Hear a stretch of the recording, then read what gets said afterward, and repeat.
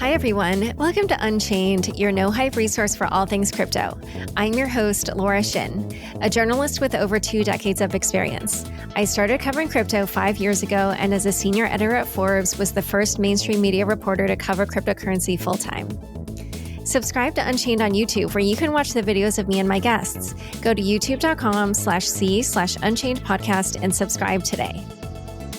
Crypto.com is waiving the 3.5% credit card fee for all crypto purchases until the end of September. Download the Crypto.com app today.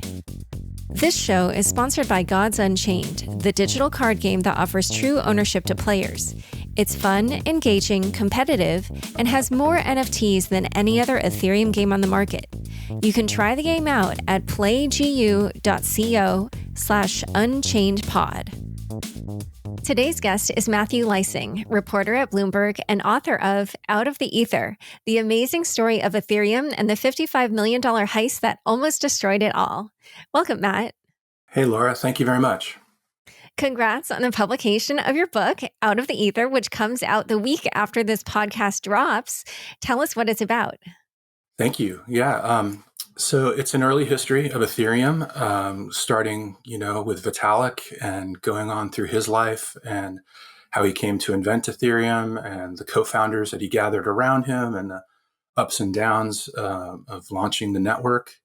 It's also a bit of a deep dive into the DAO hack in 2016, where I wrote a magazine story about it a couple of years ago in 2017. And I just always, in the back of my mind, wanted to do a little more reporting. And I thought a book would be a great format to try to find out as much as I could about who was behind the hack. And just, I knew that there was a lot of great stuff that I hadn't used in the magazine story. So that was a big part of it. And then it's also just about how Main Street and Wall Street are really coming to Ethereum and how it's starting to sort of work its way not just into finance, but into things like Reddit and all sorts of other parts of the economy.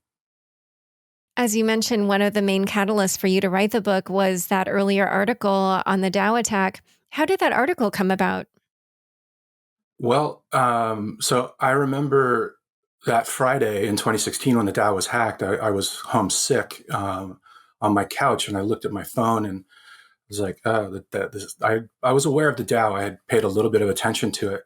And then like, oh my God, everything was blowing up and it's like being, robbed as I was sitting there on my couch.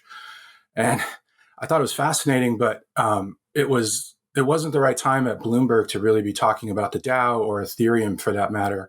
It was still really early in the project. The DAO is kind of like the only thing going really at that point, and it didn't have much to do with finance or the Wall Street sort of audience that Bloomberg News, writes to. So I just sort of paid attention, but then forgot about it until later that year. I think it was the end of the year. The editor of the magazine came to me and said, "Hey, we're doing a heist issue. We do this every year. Do you have any good heist stories?" And so the DAO just popped into my mind immediately because I'd watched what had happened and I knew the fork was there and all this crazy stuff in Ether Classic. And so, again, like I said, it's not something you can really capture, I think, in a news story. You need a longer format. And so I thought a magazine story would be great for that. And it turned out to be like the most fun I've ever had. I really enjoyed getting to know everybody. That the story is just absolutely bonkers. And so I was just really happy with that and the way it turned out. And so I was able to take that magazine story and use it to write a book proposal. And here we are. I highly recommend that readers check out that article. I remember when it came out because there were so many cool interactive elements as well, where you could learn the technology. They were sort of like in these like in a magazine, we would call them sidebars. I actually didn't look at the physical copy, but on the online, you guys literally did them almost like sidebars. Yeah. Like they would like pop up on the side, and then you could kind of go down like little mini rabbit holes. Right. So like as like we would mention a tweet, it would show up on the side, and you'd see like Absa's tweet, about the DAOs being drained. And then what I liked too is on the left side, the actual DAO code was like there, and as you scroll down the story, it sort of follows along the code because the famous line in there is line 666. It's where the bug was. And so, truth is stranger than fiction. So we just sort of had a really fun time playing with that stuff. Before writing that article, how familiar were you with Ethereum and crypto, and what in general was your history covering the blockchain space? Yeah, so I had gotten into it in 2015, the year before. So my beat, for people who don't know, is like market structure as a general term.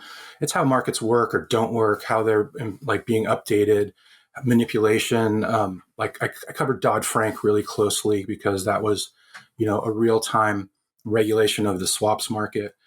And so I had heard about Bitcoin, but dismissed it because I just didn't get it, to be honest. And I didn't believe in the ones and zeros kind of thing of having value, but that was, me in 2014 or so.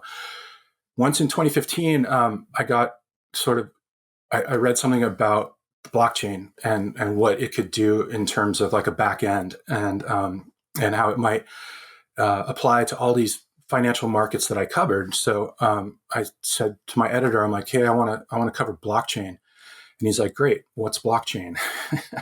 So I was one of the first at Bloomberg to sort of start digging into it. We did a story pretty early on when Blythe Masters was appointed to be the CEO of Digital Asset Holdings. That made it on the cover of the Markets magazine. And as I've heard in the years since, that was sort of a big deal for people on the street that, blockchain was something to take seriously. But that wasn't really Ethereum. I didn't get into that until the next year, early in 2016. I remember going out to see Joe Lubin at Consensus in their Bushwick headquarters.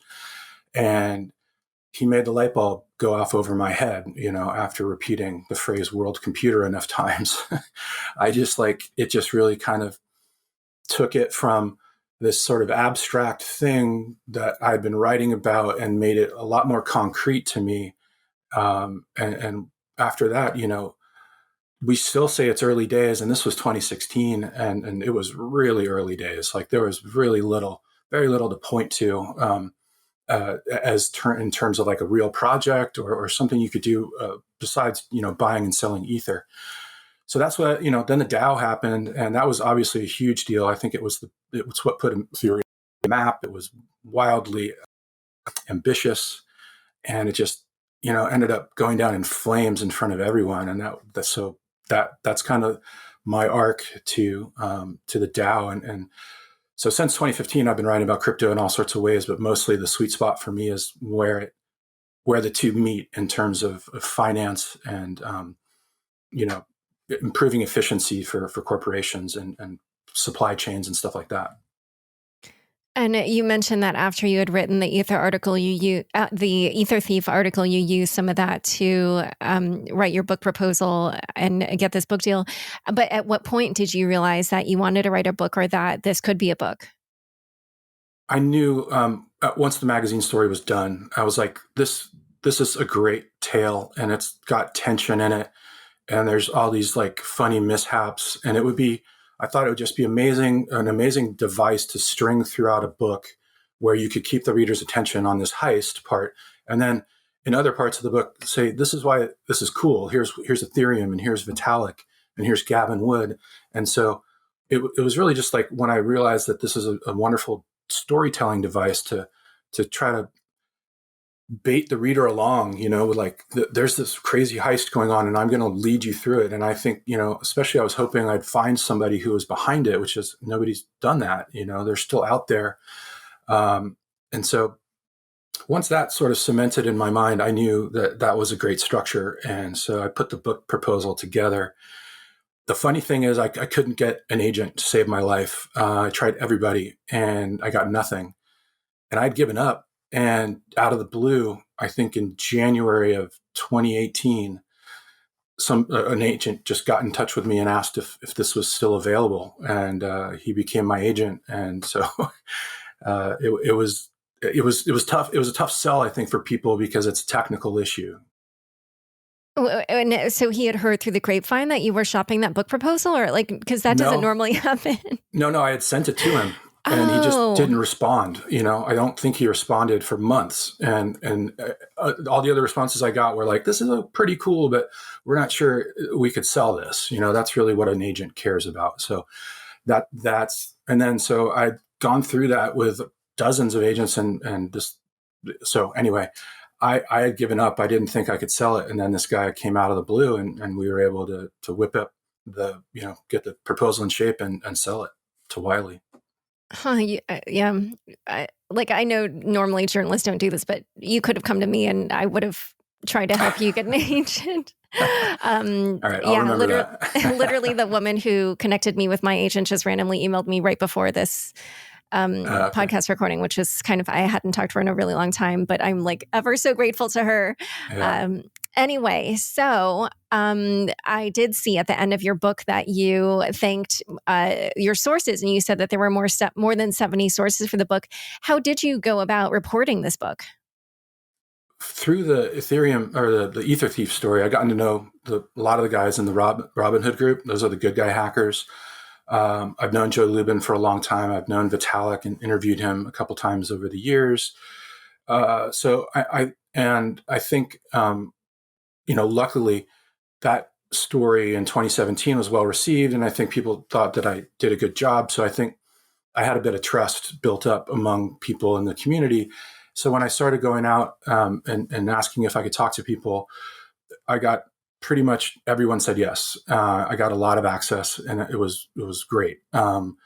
So I just interviewed people over and over again over 2018. I'm 2019. I'm sorry, and just had dozens of notebooks that were filled and a huge file of research.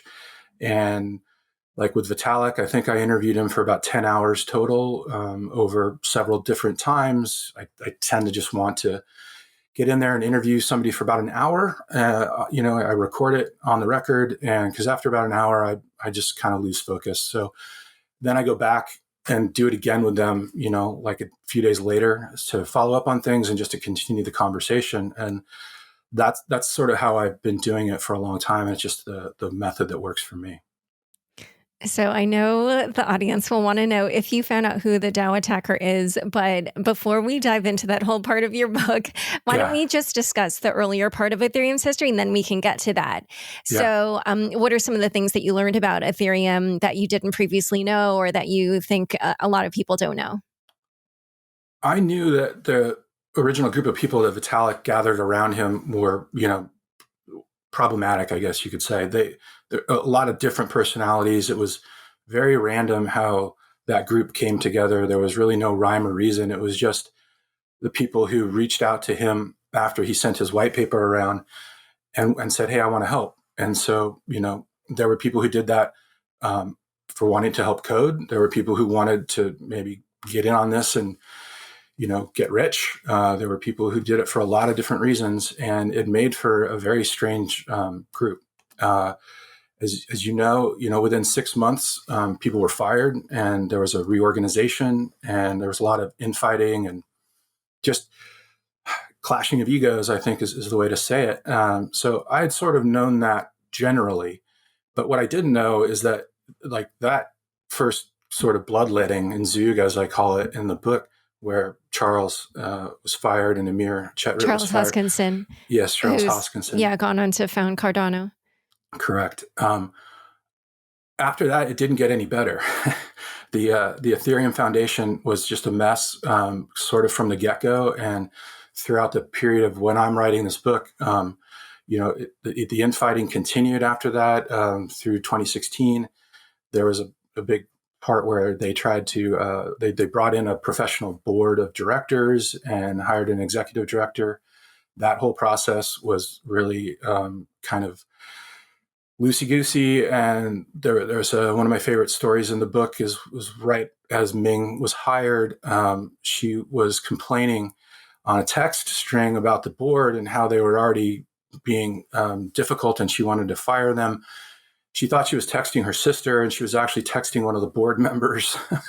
So they had a meeting coming up in a few days, and it was already just, the knives were out. And so I think what's fascinating is that Ethereum survived despite all of this. It's such a good idea, and there were people around who were driving it and knew that the idea here was solid and that the coding, could be done, and they just sort of put their noses down and did the work. Even though all this leadership and political stuff was going on the whole time. So that was fascinating. When Vitalik started telling me these stories, I just was kind of like my jaw was kind of dropping. And you said that most people spoke to you, but I do remember there were some points in the book where you said so-and-so declined to talk to me or did not respond. So how did you deal with those parts of the story where that person was a central character, but you did not have their perspective? The one that really applies there is Ming Chan. I tried for months to get her to talk to me, but she just didn't. And, she's a divisive figure in the industry, and a lot of people have, a range of opinions on her.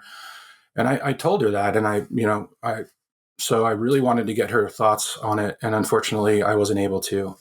So that had an effect where I think the book would have been much stronger with her voice in it. But, as a reporter, you can only ask people to talk to you. And people sometimes don't for lots of good reasons. So there was that. And then the only one was Jeff Wilkie. He didn't respond. And I guess I should say Amir Chetrit didn't respond to me either.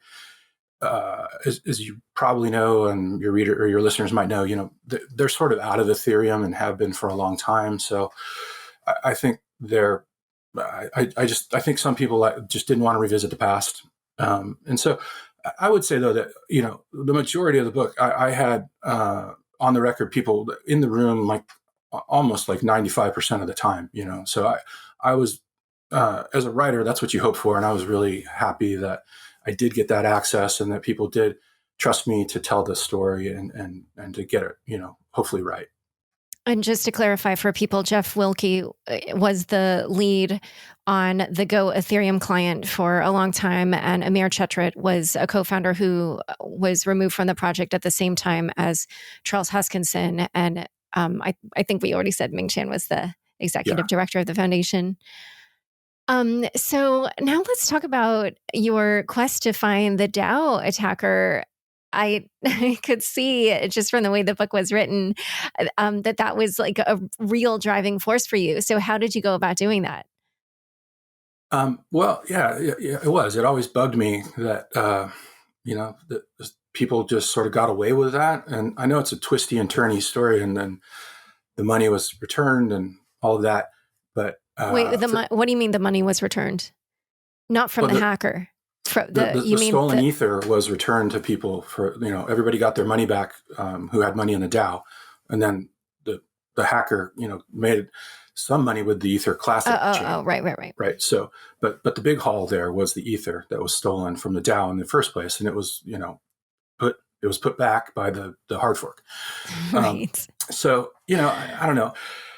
It just, it was such a compelling story on the good guy hacker side, like what Absa and Griff Green and, Lefteris and Jordi Bailina, all those guys were doing. It was so fascinating. I really wanted to match that up with like, who is this attacker? Because the hack is brilliant. It's a beautiful piece of code.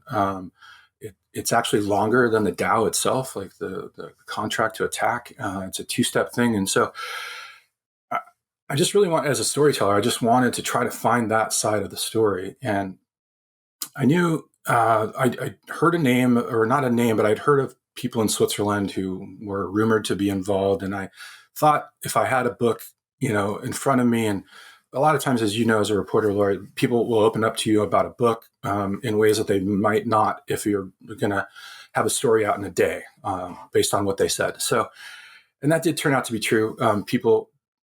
Because previously in 2017, I'd only heard, there's these people in Switzerland, and nobody would tell me a name because it was pretty much a rumor.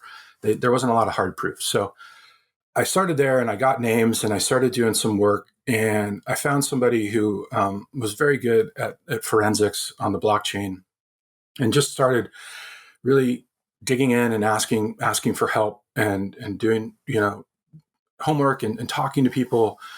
And what was interesting was it turned out that, in 2016, the forensics that was available to a lot of people were not very, sophisticated. In 2019, when I was doing the reporting for the book, it was a lot better, and things were integrated more. You could see a lot more. And so the one big tip I got was that there was this encrypted message sent from one of the attackers to the Robinhood group. And what I should say here is that there wasn't just one DAO attack. There were several. There was the big one on Friday when $55 million was stolen over the course of that day. I think everybody knows that. The second biggest one was on Tuesday, 4 days later. And that was the second largest. It was about 3.5 million worth of Ether. And that's actually the attack that made the Robinhood group push the button and drain the DAO themselves. They had been set up to do that, but we're worried about, is this illegal? Are we going to go to jail? Is everybody going to believe us that we're going to give it back? And so they were sort of on the fence. Then the second attack happens on Tuesday, and they said, okay, we gotta go, because otherwise everything's going to get stolen, because there was still, a lot of Ether left in the DAO. So once they did that, the attacker on Tuesday, who I believe is a different person than the Friday attack, they sent an encrypted message to the Robinhood group. They also sent the same message to the child DAO of the Friday attacker. And so somebody sent me the unencrypted form of that. And it was this really weird message about the DAO wars are a waste of time and don't do this. Don't you want to give the money back? And if you do, I'll give my money back. And so it was, as a writer, you're like, wow, an encrypted message on the blockchain. That's awesome. And now I knew an address that was linked to that account, and I could see that address that sent the message had also launched the attack contract on Tuesday. And so now I started sharing that with people who are helping me on the forensic side. And that attack, there was only a few short hops from that funding of that attack back to Shapeshift. And then the real breakthrough I had was that a source had helped me by naming the person who had the Poloniex account where the withdrawals of Bitcoin were made that were sent to Shapeshift, that then went over a few hops and jumps to that attack address. And so now, because I had this source who was inside, and exchanges are one of the only places that really know people's identities, and then even then, of course, some crypto exchanges don't, but this one was Poloniex. They knew identities, and so the source is able to link that withdrawal to Shapeshift, and then I knew that it went to this attack address. And so now I had a chain, and I had a person, and so I got in touch with him and went to Tokyo to interview him. So before we get to that, I know everybody wants to know what happened then, but I just need to ask, because exchanges are pretty well known for wanting to keep their customers' private information secure and not disclose that, and because obviously employees can get in trouble for revealing that. How did you find somebody at Poloniex to reveal customer identifying information to you? I was asking around, and I knew names of people who were good at this and who had been involved with it from the beginning, from the 2016 hack. And so, sources have lots of different reasons for talking to reporters. I think this person who helped me I think they felt like this was a malicious thing that happened. And the fact that I was willing to go talk to these people, I think was something that made this source want to help me, because, these people who know this information are not going to do that. But it's my job to go talk to them and ask, what's your side of the story? And once I started doing that, with these, first I went to Switzerland and talked to some people there, and then that was a dead end. I think just my willingness to kind of do the work to try to figure this out, I think helped them want to help me, if that makes sense.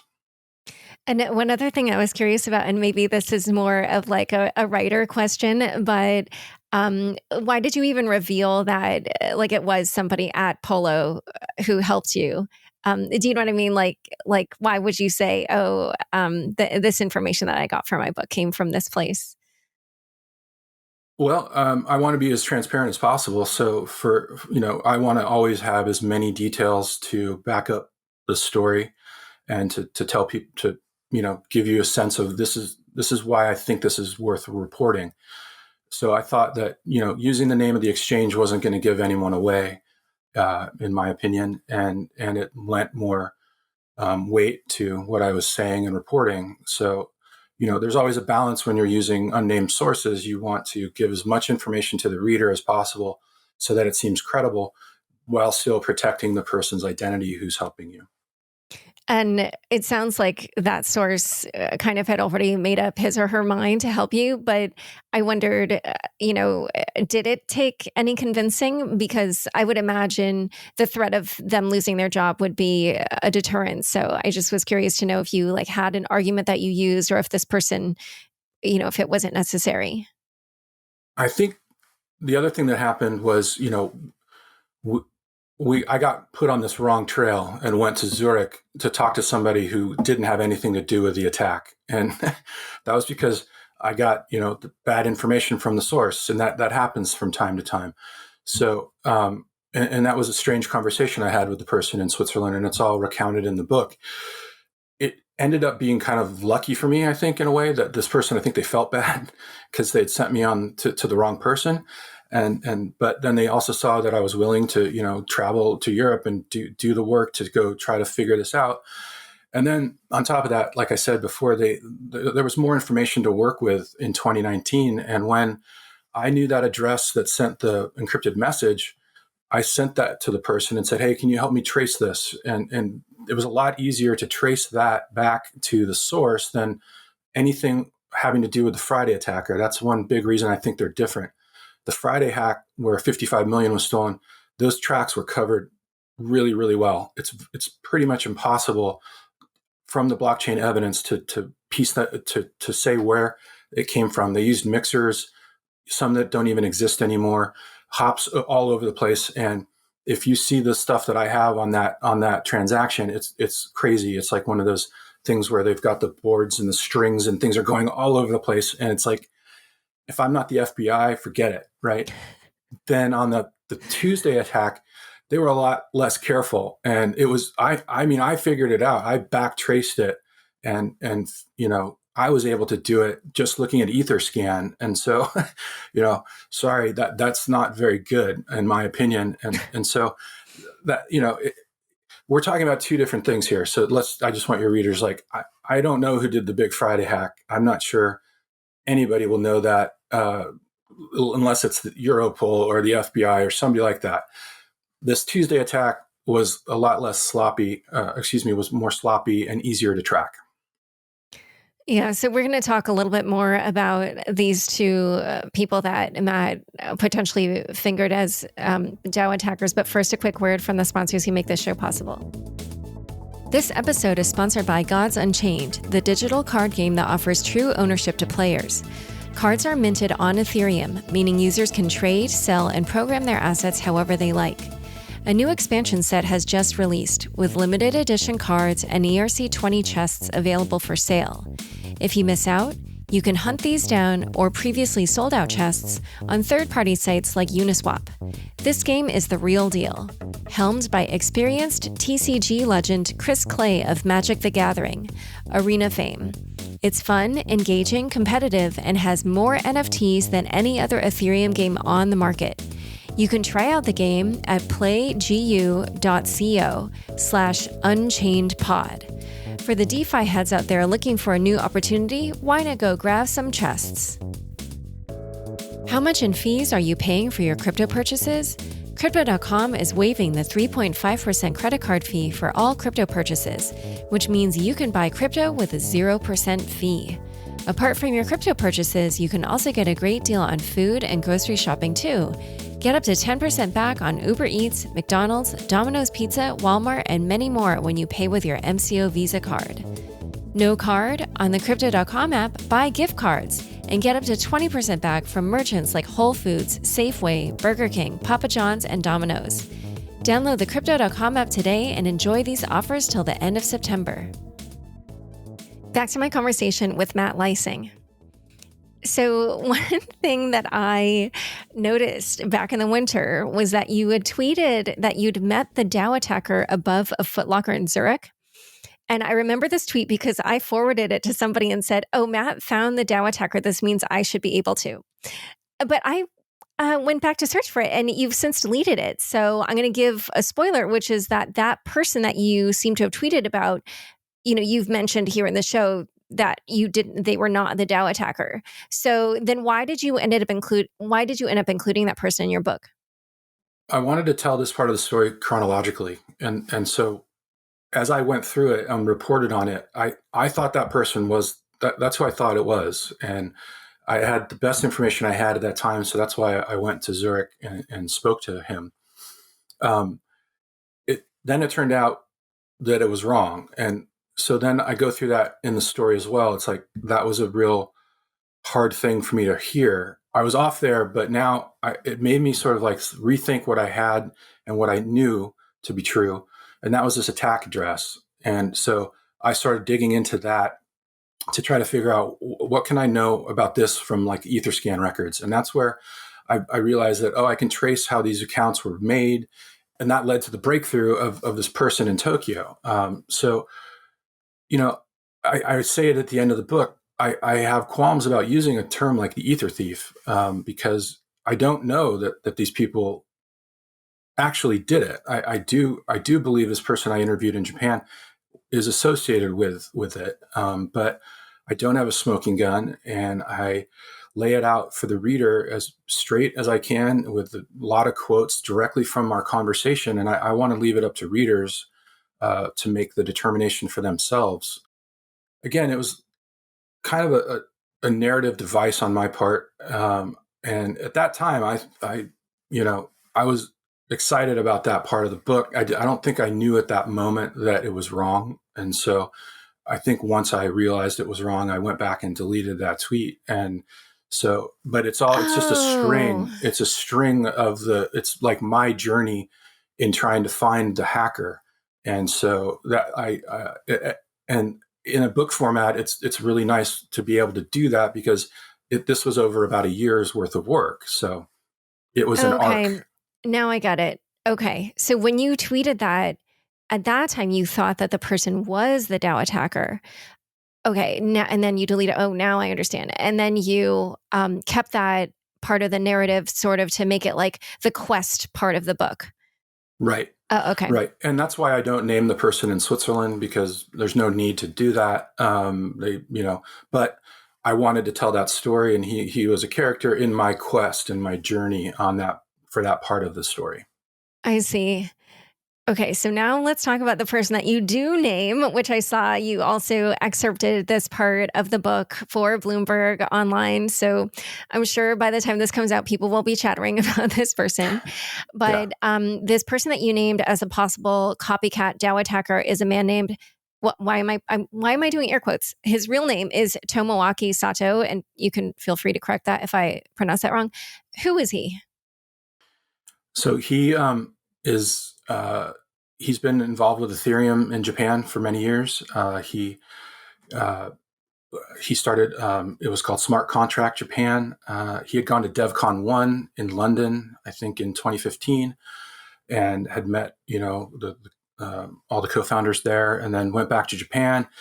And blockchain wasn't really a big deal there at that point, but it started to grow. And he was like one of the people who would help developers learn how to write smart contracts, and he did consulting for corporations as well who were interested in Ethereum or smart contracts. And then later he started a company called Starbase, which was a way to help startups go through the ICO process to raise funds, so initial coin offerings. And so he'd also made changes to the Go Ether client. According to his GitHub, he helped people recover their Bitcoin passwords. So, these are tough things. Like he has some chops as far as I'm aware. And so my source was able to say, okay, there were two withdrawals from a Poloniex account, both of Bitcoin that went to Shapeshift. One was changed into Ether, one was changed into DAO tokens. Both of those withdrawals came from Polo, went to Shapeshift, and landed in the same Ethereum address. I'll just call it 4FAE for short. And that's the main link. And I was told that it was Tomoaki's Poloniex account that those withdrawals were made from. So now I had a link from him at Poloniex through Shapeshift to the Ethereum blockchain and the attack contract that was used in the Tuesday hack. And so why don't you now describe the conversation that you had with him? And actually, before you do that, I just wanted to ask one thing, because you said it so fast, but I was like, what? You said he helped people recover their Bitcoin passwords. Do you mean that he helped them crack their private keys, like if they'd lost them? Or what does that mean? Yeah, I'm sorry. Yeah, private keys.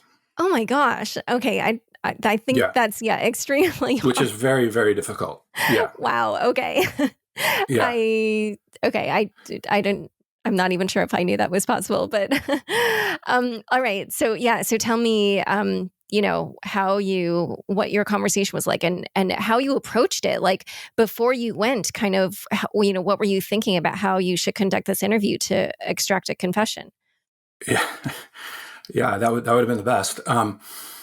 What I did here is the same thing I did with the man in Zurich. I talked to the person beforehand while I was still in the United States. I set up a phone call, said, hey, I'm writing a book about Ethereum. I'd love to talk to you about it. And so, kind of like get the ball rolling and say, oh, and then I'm going to be in Tokyo. I'd love to meet you.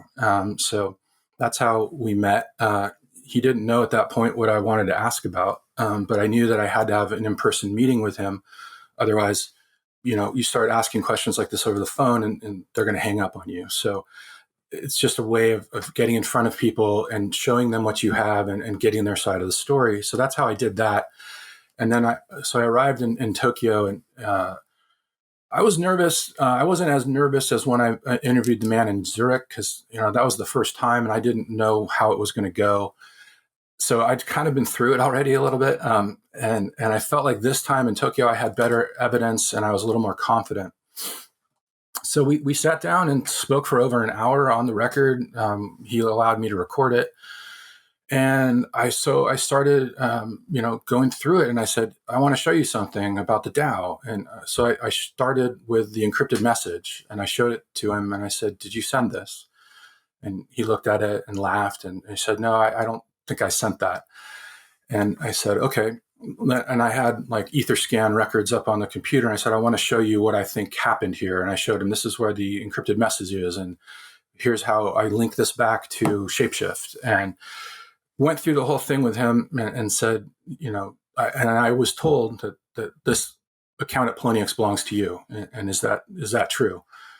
And he said, he couldn't remember the addresses, which is fine. Who can remember an Ethereum wallet, 4 years later? It's like, it's just a string of random characters and numbers. So that didn't surprise me. But so when we got to the Poloniex part, he said, eventually I asked him if other people had access to his account. And he said, yes, that they did. That was because he was acting as a broker for people who weren't able to buy and invest in crypto for themselves. So Tomoaki would do it for them. And he used Poloniex to do that. And he told me that he had given them access to that Poloniex account because it was their money. So it's like in the book, I say, if you had a Charles Schwab account and didn't have access to your money, you wouldn't do that. You want to have access. You want to be able to withdraw it, shut it down, do whatever you want. So that made sense to me. And so we went back and forth, and I said, well, eventually I said, could somebody else have made these withdrawals and sent the money to Shapeshift? And he said, yeah, that's possible. And I said, well, do you think, did you know that they were doing this? And he said, maybe. And we went on, and I said, okay, well, so I just want to make really clear here. it's what you're saying to me is it's possible that somebody made these withdrawals from your Poloniex account to Shapeshift without your knowledge, and then they could have taken, transferred that money over on the blockchain and launched this attack. And he said, yeah, it's possible. And I said, well, how can somebody who doesn't even know how to buy crypto launch a DAO attack? It's very complicated, right? It's an obvious question. And he said, well, the person I was brokering for didn't know how to do this, but they had a friend who did. And I said, okay, so it's possible that this friend of the person you were doing this for could have done this. And he said, yeah, it's possible. And then at the very end, he said, this attack, it's actually not that difficult. And that was almost where we left the conversation, which, as you know, probably, and this attack is very difficult. It's a very elegant, hard thing to know how to do. At this point, I guess I would say, I think it was a copycat. So the attack contract was out there. Anybody who knew what they were doing could grab it, cut and paste it, and launch it again. But, I think it's interesting that he said that this attack is not that difficult. So then I left Tokyo and came back to the US, and I wasn't really sure what I had. It sort of felt odd to me that he never denied, being involved. He didn't deny it was his Poloniex account. I was, kind of linking him to a pretty major hack, and he never pushed back. He never got angry. And then, so when I came back to the States, I emailed and I said, hey, just to back up your story, can you show me, like login records that like maybe this other person would have a different IP address and your Polo account should show that. And can you show me your withdrawal, history at that time of that Sunday and Monday right up before the attack, to sort of like, I want to believe you, but just show me what can you back it up with some other evidence? And he checked, and he had closed his Polo account in 2018, so he couldn't send anything like that to me. Shapeshift at the time didn't keep records on anybody's identity, only the transaction records. So that was a dead end. And, I emailed him many times and said, this is what I'm planning to report and to say. I want to make sure you're aware of it. And, now is your chance to say, I misspoke. No, that's not what happened. I gave him several opportunities to do that, as I always do when I'm doing this kind of thing. And he didn't respond to any of those. So as I said, I laid it out as straight as I could in the book, and I really want to leave it up to readers to make up their own mind. I think I'm happy with it that I'm pushing the ball forward here as much as I can. And, it was a fun, exciting thing to do. And I hope people think it makes the book more interesting.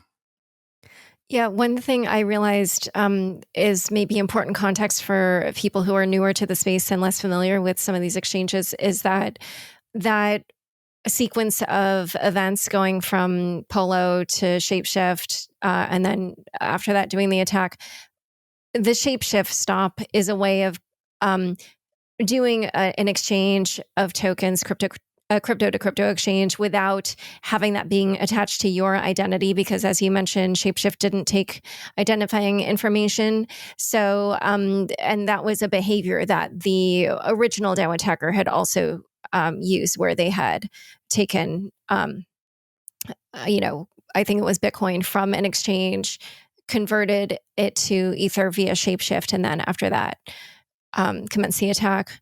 So lots of mixers were used, and definitely very common thing. And one other thing I wanted to say about his comment about how it wasn't that difficult is that because it was a copycat attack, you're right that like one way to interpret his comment is that it was known. I mean, in fact, the vulnerability was known even before the attack. It's just that the way that this one was conducted used like combining basically the vulnerability across two different contracts to exploit it. So that was maybe the tricky part, but regardless, it was something that had been discussed before. And then, by that point it was known how it was being done. So I mean, did you think that that was what he was saying? Like, it wasn't that hard because everybody knew how the attack was, how to create such an attack?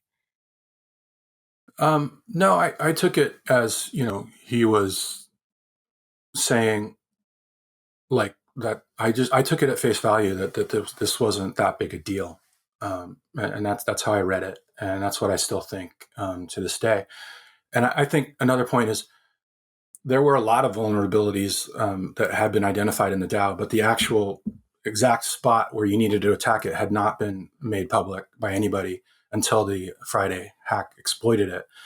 Eamon Gunsire and Phil Diane at Cornell, they had found it, but they didn't tell anybody about it, and then it was too late. So it's also this didn't get in the book, but I thought this is really interesting to me.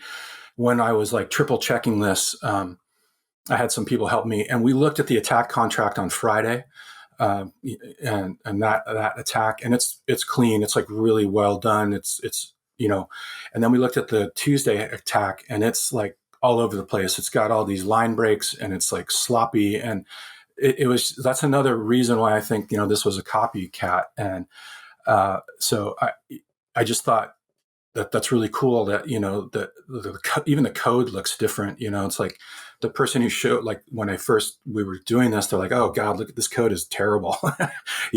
Aesthetically it was just like really, like it really bothered this person that the lines are going over, and it's just like it looked like if a writer didn't know how to use a tab function, and the page was just all over the place. So I thought that that was just fascinating to me, and it's also just another point that is so fascinating is all of this is still out there. It's all in the public record.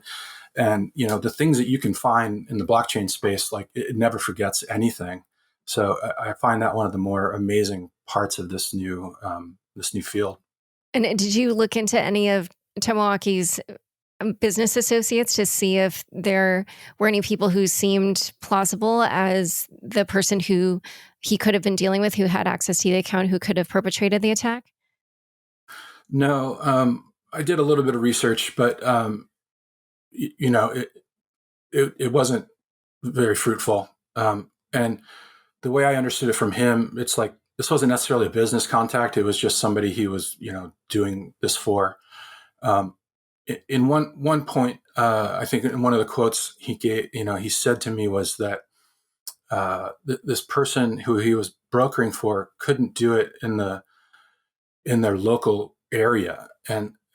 So afterwards I thought about that, and reading between the lines, maybe they were in a part of Asia where crypto was being, suppressed, or,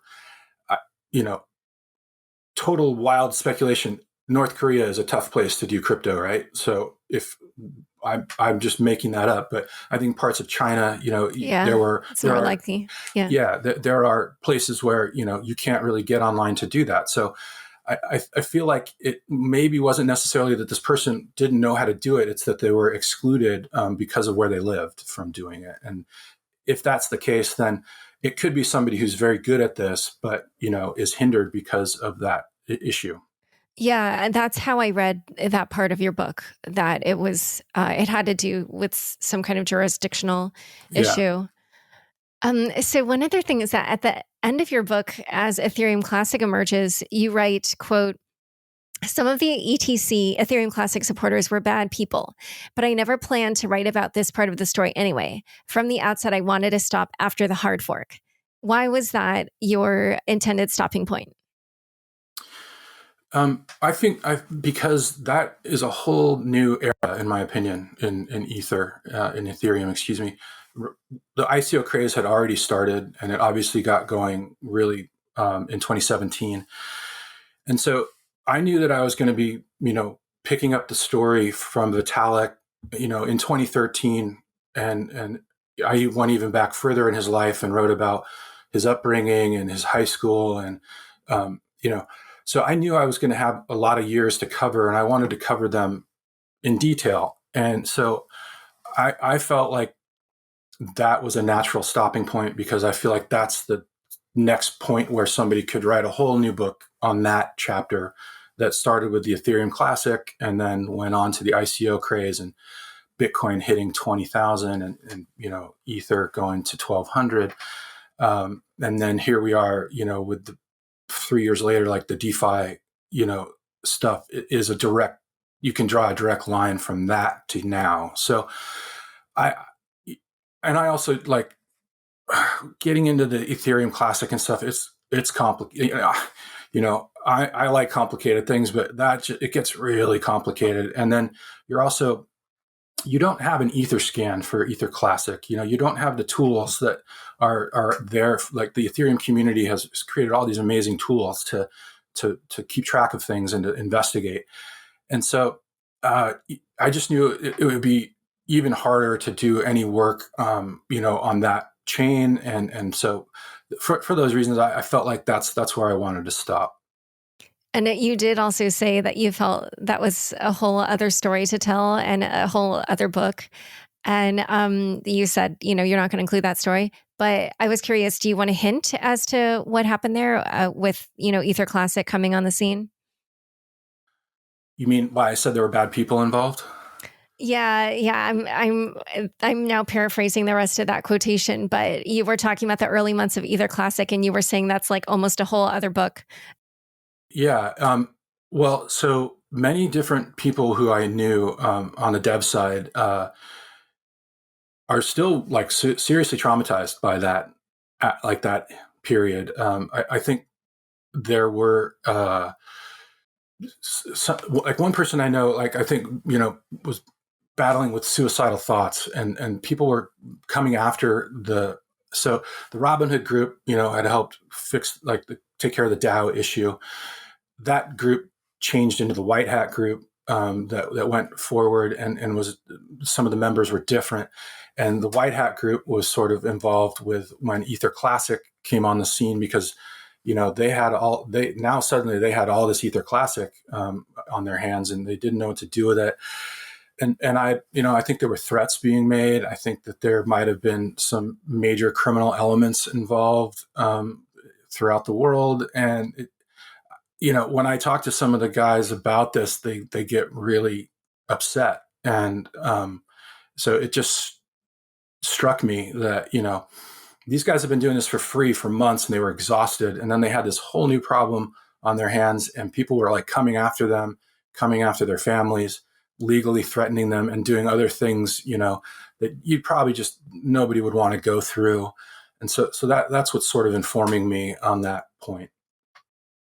And what would you say overall the significance of the DAO and the hard fork has been for Ethereum?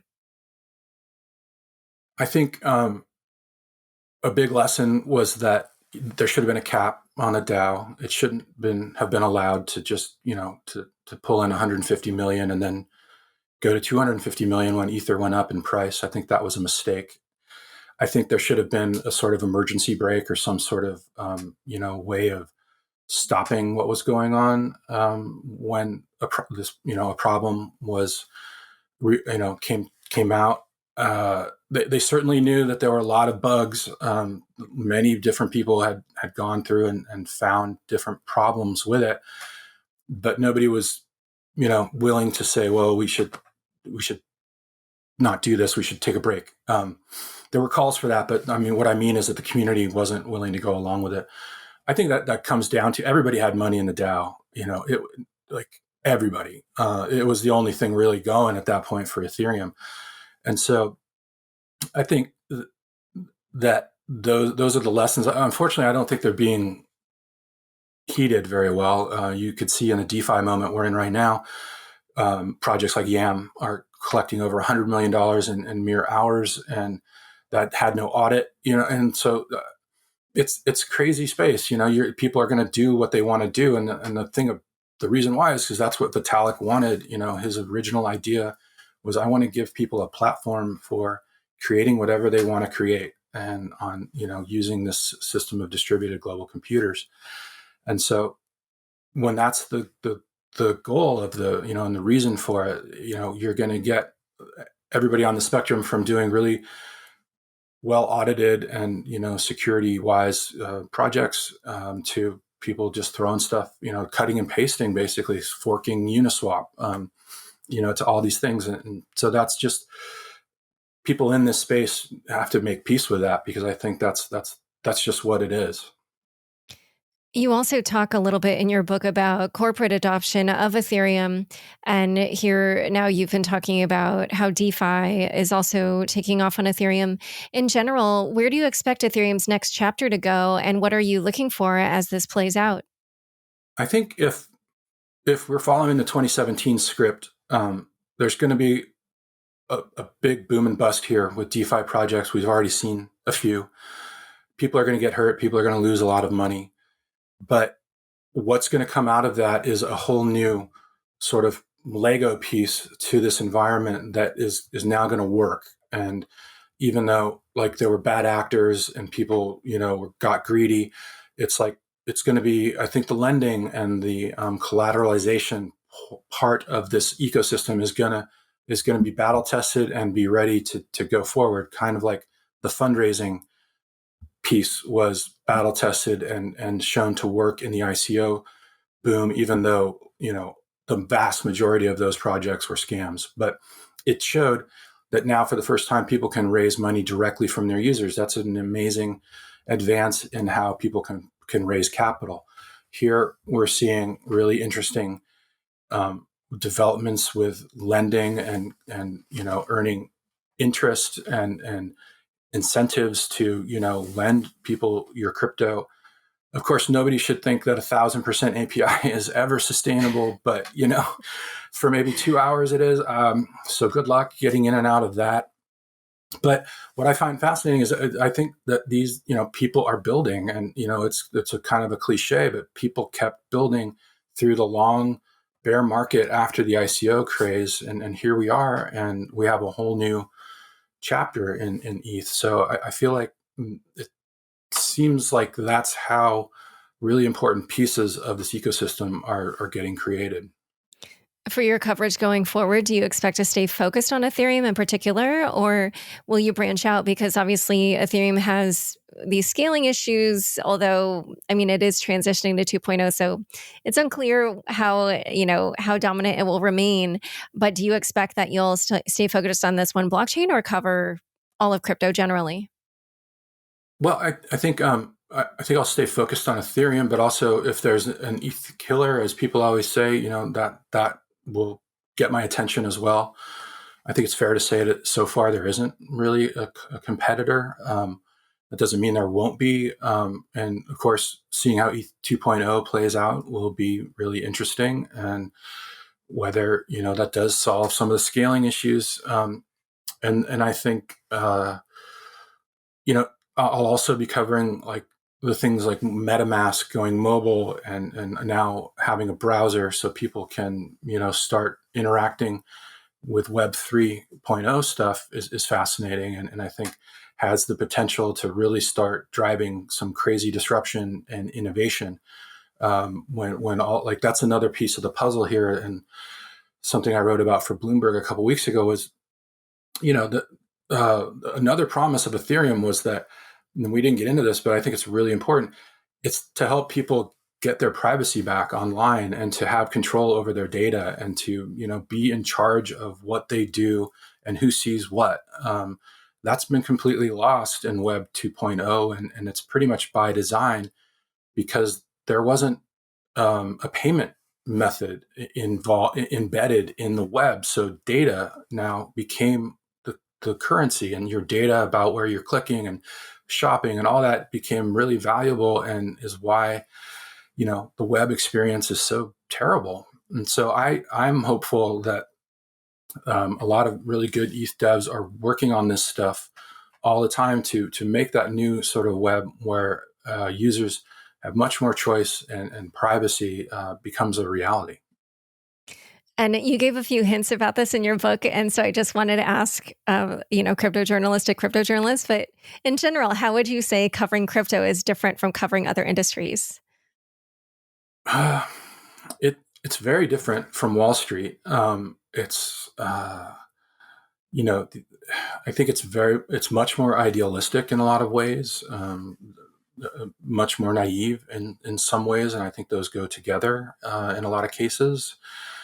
I think people in crypto tend to be much nicer, and kind of like usually have a more interesting background than some of the people I've known on Wall Street over the years. There are definitely some great people on Wall Street, but who I know and have known, but they're in the minority. And I would say in crypto, it's the flip side of that. There are a lot of great people, and then there are some terrible people. But I'd say not 80 to 90% of the people I've gotten to know in crypto are great people, and they're very helpful, and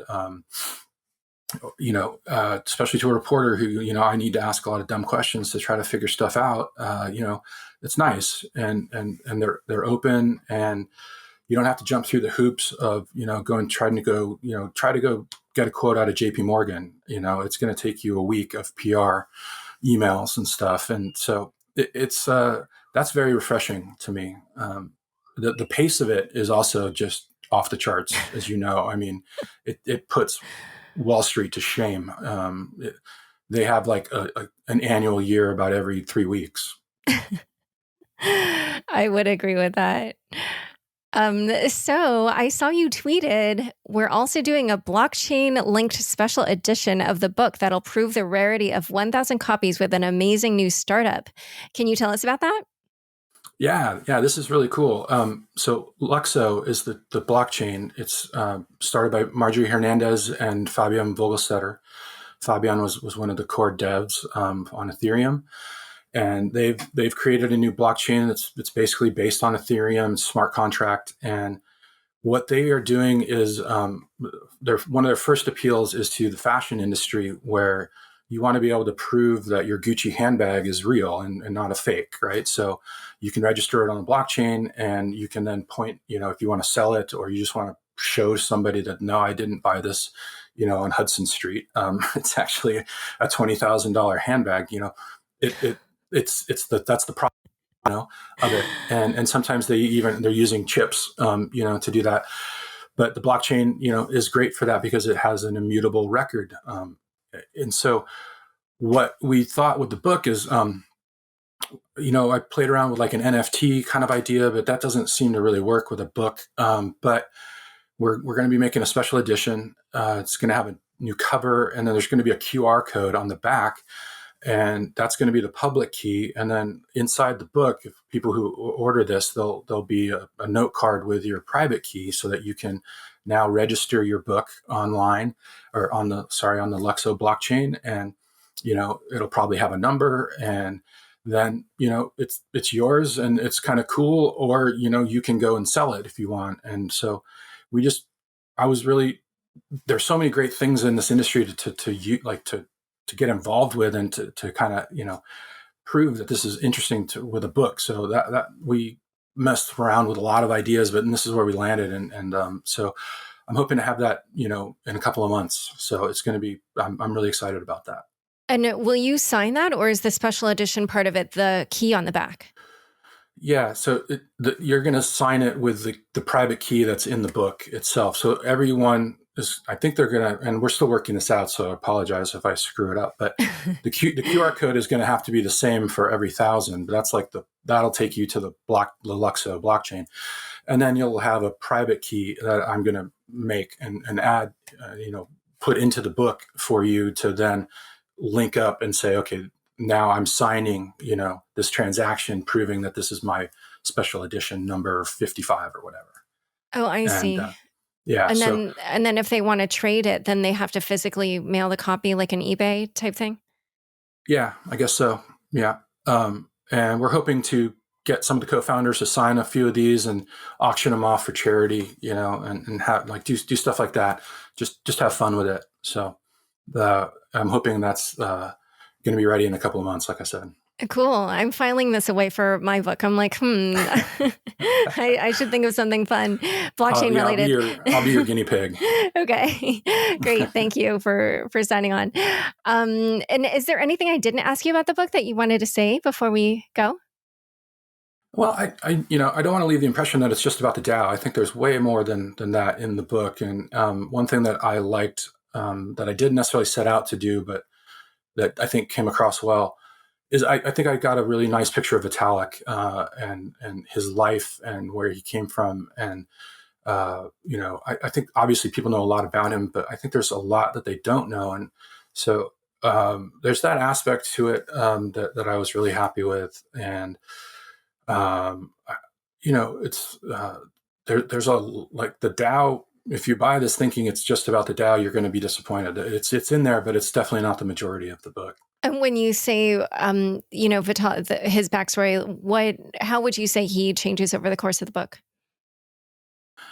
Well, I think what I liked is that I thought I was able to, or it seemed to me that I was able to show him from a lot of different sides. I was able to show him when he was vulnerable, when he was cocky, when he was, being whimsical. He shared emails with me that he was writing home as he was going on his journeys through Europe in 2013 when he was coming up with the idea for Ethereum. I got he wrote this amazing thing when he was 7 called the Encyclopedia of Bunnies. I've got several entries in there and they're just hilarious. And I think enough like that really opened him up to me as a person, that he's brilliant, but then you see this whimsical, funny side to him. And that, 7-year-old is writing this 20-page document all about bunnies and all these different entries on like, how many men and women bunnies are there? And, there's these jokes and, I don't want to give them away, but, I found that really great. And, as a writer, you want to try to get people and make them into rounded, real people. And I think over the course of the book, I was happy with how that came out. Yeah, I have to make one comment here because one thing about reading your book for me was like, oh, since Matt revealed all these things, now people will think I got them from his book, even though I had them from my book. But yeah. It's okay. It's okay, people. It's all right. Sorry about that. All right. Well, where can people learn more about you and Out of the Ether? I'm on Twitter. It's just at Matt Leising. I'm on Bloomberg. You can find me on the web. And Out of the Ether you can pre-order it now. It's going to be out, I think, next week or the week after. And so, Google is your friend. Great. Well, thank you so much for coming on Unchained. Thank you, Laura, for having me. It was really nice talking to you. Thanks so much for joining us today. To learn more about Matt and Out of the Ether, check out the show notes for this episode. Don't forget, you can now watch video recordings of the shows on the Unchained YouTube channel. Go to youtube.com/c/Unchained podcast and subscribe today. Unchained is produced by me, Laura Shin, with help from Anthony Yoon, Daniel Nuss, and the team at CLK Transcription. Thanks for listening.